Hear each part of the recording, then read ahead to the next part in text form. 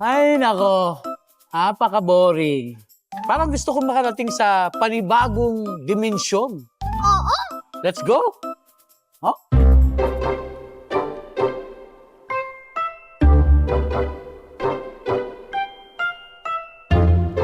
Wow! Oh, wow! Oh, oh. Nyeh! Alam mo, balita ko pag hinawakan mo to, magta-transform tayo. Wanna try? Oh, me first. 1, 2, 3, go!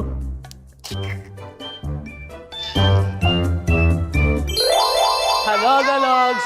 Welcome to Tales of Illumina! O ha? Yan ang magic.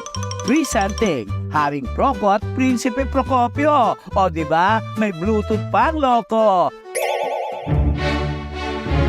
Pinatawag ko kayong lahat. Tama! Para sa isang napakahalagang desisyon. Tama! Para isalin ang aking kapangyarihan. Tama! Sa aking nag-iisang anak Tama! na si Procopio. Tama! Ang pangit ng pangalan. Tama! Ni Procopio. Narito po ang aking anak na lili sa aking posisyon bilang hari. Tama!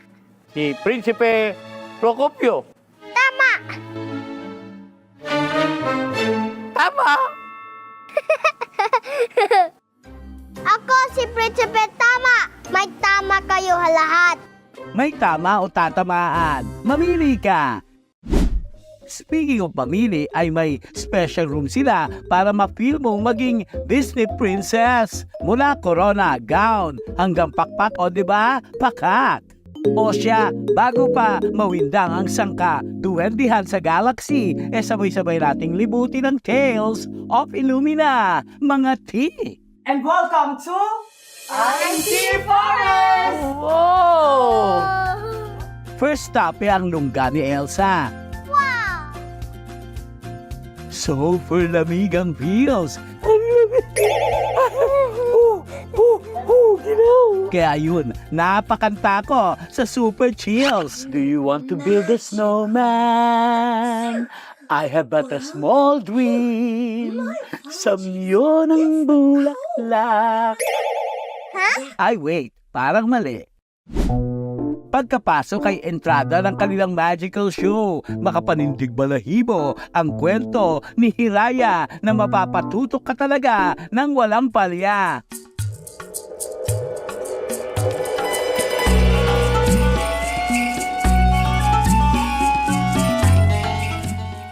Oh wow!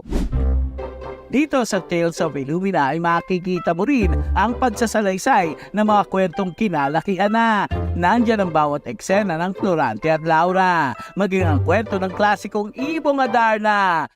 Hey, let's go to the other room. Okay, come on. Mayroon din sila mga kwartong talagang nakakamangha. Gahigante naman ang mga mamingwik na bola.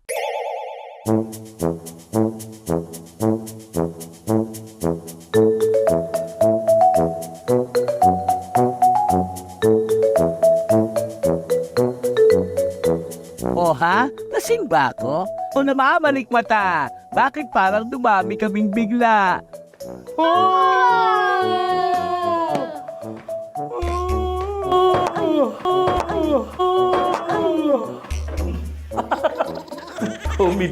Comedy na. Loki, kasya ba sa tenga ko to? Makukuha nito yung tutuli mo, dyan sa ears mo, hanggang sa next month. Complete.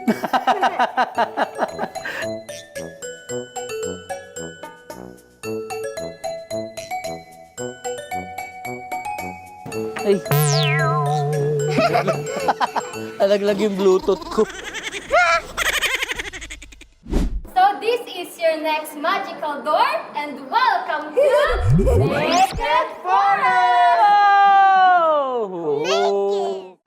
Well, Logalogs, sa Naked Forest, walang hubaran dito ah. Mali ka nang iniisip. Dito naman makikita ang tambayan ng mga aswang, parang pamilyar. Isang ambong panis dyan, mamang. Dito ay mura, 250 lang daw ang benta. Pero may problema mga ti, dahil may neighbor kang kapre. O ilaw O ilaw, sa gabing madilim, sa gabing madaling wangis ko. wangis ko. Ay, may kapre!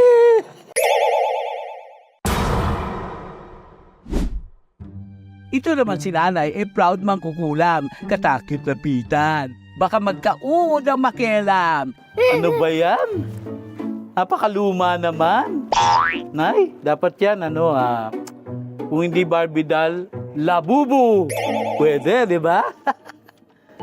Pakistabera naman yan. Eksahirada naman itong si Mananang Girl. Asa na yung kalahati? Pero in fairness, street ang Bella Luni ante. After ng dampa sa Aswangan Street, diretso naman tayo sa pinto na puno ng CCTV. Welcome to the cupboard of the untold. A Hoy! tree where secrets are safely guarded. Paano ba naman kasi napakaraming mata sa paligid? Namiss ko tuloy yung kapitbahay naming todo masid.